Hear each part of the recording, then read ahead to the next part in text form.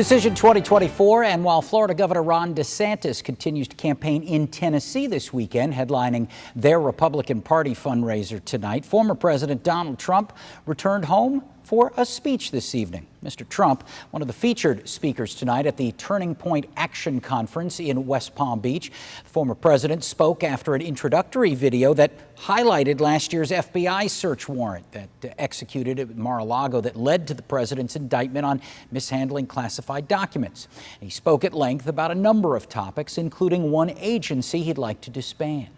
I want to close the Department of Education and move education back to the states where it belongs and where parents have total control of their children's lives.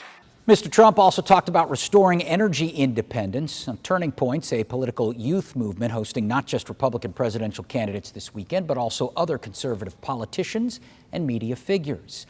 Florida Governor Ron DeSantis said on Saturday he would consider Iowa Governor Kim Reynolds as a possible vice president pick.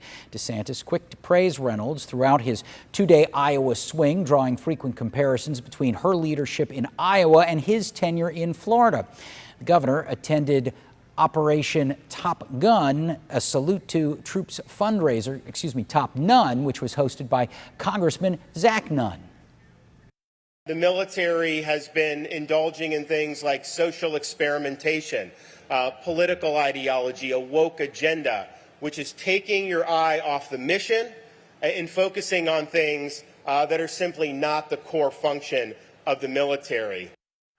GOP candidates have been focusing a lot of attention on the Hawkeye State, where their first-in-the-nation caucuses will be held early next year. The latest polls show former President Trump as the top Republican presidential candidate, leading Governor DeSantis, his closest competitor, by at least 33 points.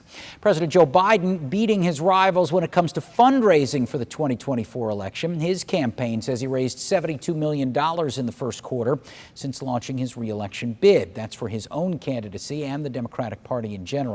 By comparison, former President Trump's campaign says he brought in more than $35 million in his second quarter. Governor DeSantis' campaign says he raised $20 million in just over 6 weeks on the campaign trail.